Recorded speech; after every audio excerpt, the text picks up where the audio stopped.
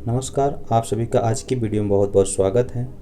आज हम आप लोगों के बीच ले आए हैं डीएलएड बीटीसी 4 सेमेस्टर के आरंभिक स्तर पर भाषा एवं गणित के पठन लेखन क्षमता का विकास का वीडियो का पार्ट 2। दोस्तों, यदि इस वीडियो का लाभ लेना चाहते हैं तो वीडियो के अंत तक बने रहें तथा साथ ही साथ यदि आप हमारे चैनल पर नए हैं तो चैनल को सब्सक्राइब करें, लाइक करें तथा दोस्तों में शेयर करें तथा बेल आइकन को जरा दबाना ना भूलें, जिससे हमारी वीडियो की सारी नोटिफिकेशन आप तक मिलता रहे। दोस्तों, बिना देर हुए करते हैं चलते हैं अपनी टॉपिक पर, देखते हैं। दोस्तों, इसके पहले वाली वीडियो में आप लोगों ने पढ़ लिया है जोड़ और घटाना की संक्रियाओं को, तो आज हम पढ़ेंगे भाग और गुणा की संक्रियाओं को। देखिए, चलते हैं देखते हैं। पहला है भाग की संक्रिया को उदाहरण से समझाइए। तो भाग क्या होता है? एक बंटवारा होता है जो बार बार घटाने की प्रक्रिया है। भाग क्या होता है? बंटवारा होता है जो बार बार घटाने की प्रक्रिया होता है। जैसे एक टोकरी में 40 सेब है, प्रतिदिन 8 सेब निकाले जाते हैं तो टोकरी कितने दिन में खाली हो जाएगी? तो देख लेते हैं। मान लीजिए पहले दिन हमने 40 सेब था, जिसमें पहले दिन में हमने 8 सेब निकाला तो कितना बचा? 32 सेब बचा। दूसरे दिन कितना बचा? 32 में से जब 8 निकाल देंगे दूसरे दिन 24 सेब बचेगा। इसी प्रकार तीसरे दिन भी 8 निकालेंगे 16, चौथे दिन 8 निकालेंगे 8, पाँचवें दिन जब 8 में से 8 निकालेंगे तो कितना बचेगा? 0। अर्थात 5 दिन में वह टोकरी पूरी पूरी खाली हो जाएगी।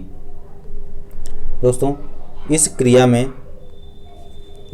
में 40 में 8 को 5 बार घटाया गया है, अर्थात 8 में 5 बार 40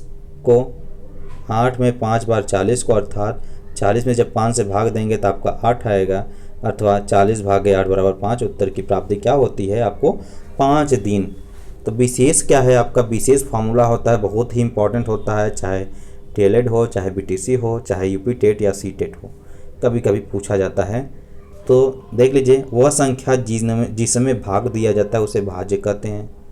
जिनमें भाग दिया जाता है उसे भाज्य कहते हैं, जिसको हम n से प्रदर्शित करते हैं।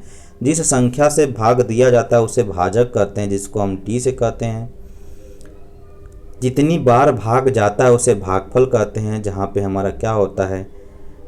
q होता है, जिसको हमने q से लिखे हैं।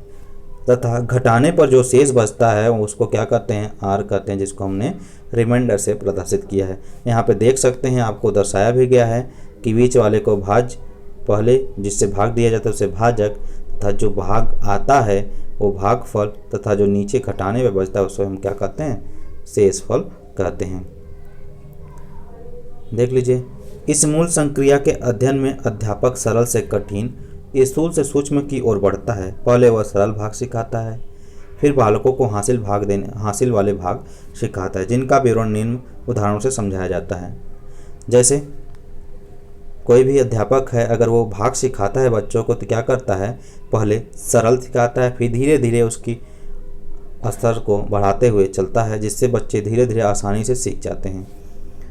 उदाहरण है, 48 अमरूद 4 बच्चों में बांटा गए, प्रत्येक बच्चे को कितने अमरूद मिले? तो अब बताया जाए कि अगर 48 है, हम इसको 4 भागों में बांटें तो कितना कितना मिलेगा? तो आप तो बता देंगे कि 12 12 12 12 हो जाएगा, लेकिन इसको कैसे 4 भागों में बांटना है तो क्या करेंगे? 48 में हम किससे भाग देंगे? 4 भागों में।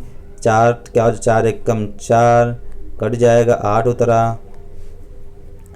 फिर से देख लीजिए, 48 में जब 4 से भाग देंगे, 4 एक कम 4, कट गया 8 उतरा, 8 4 दूना 8। इस प्रकार आपकी क्या हो जाता है? उत्तर की प्राप्ति 12 होता है। लेकिन जब बच्चों को सिखाएंगे तो पहले दहाई में भाग करो,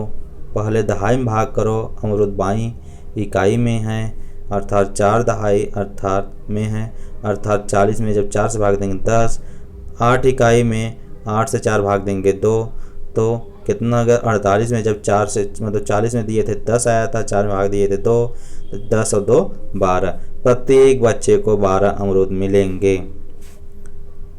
इसी प्रकार देख लेते हैं, जो मेन नियम होता है भाग देने का इस प्रकार से होता है। तो क्या करेंगे? पहले दहाई में भाग करो और भागफल को दहाई के ऊपर लिखो। दहाई में भाग करेंगे, भागफल को दहाई के ऊपर लिखेंगे। उसके बाद इकाई में भाग करो, भागफल को इकाई के ऊपर लिखेंगे। इस प्रकार आपके उत्तर की प्राप्ति होती है। चलते हैं अगला, गुणा की संक्रिया को समझेंगे। गुणा की संक्रिया क्या होती है, देख लीजिए।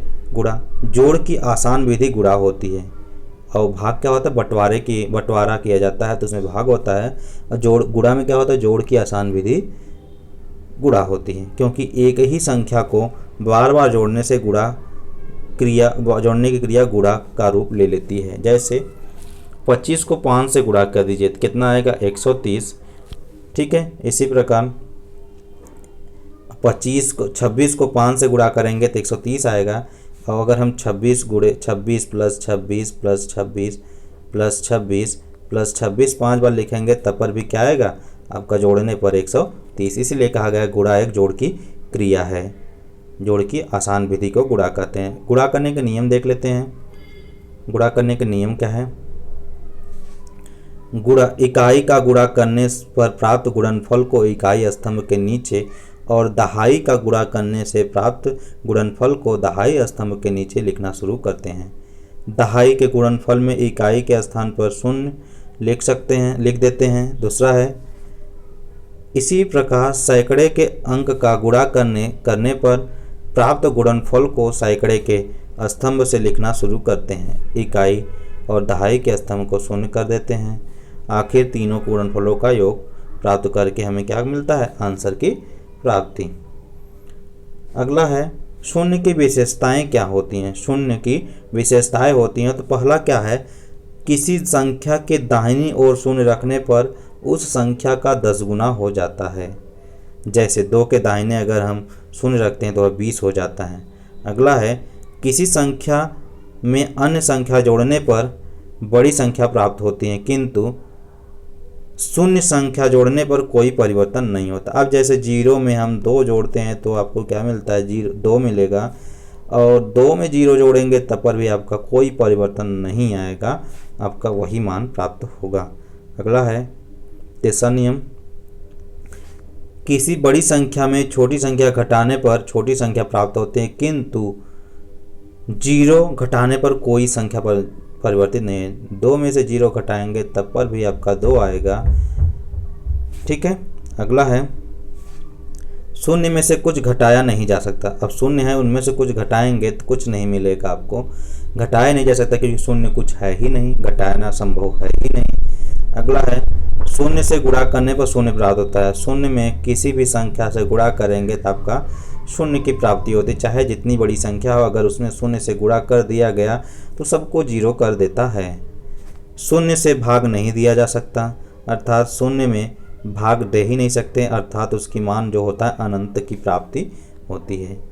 दोस्तों, यदि हमारा वीडियो आपको पसंद आया तो वीडियो को लाइक शेयर सब्सक्राइब करना ना भूलें। आज बस यहीं तक, बाकी अगले वीडियो में मिलते हैं। अगले वीडियो में जय हिंद, जय दोस्तों।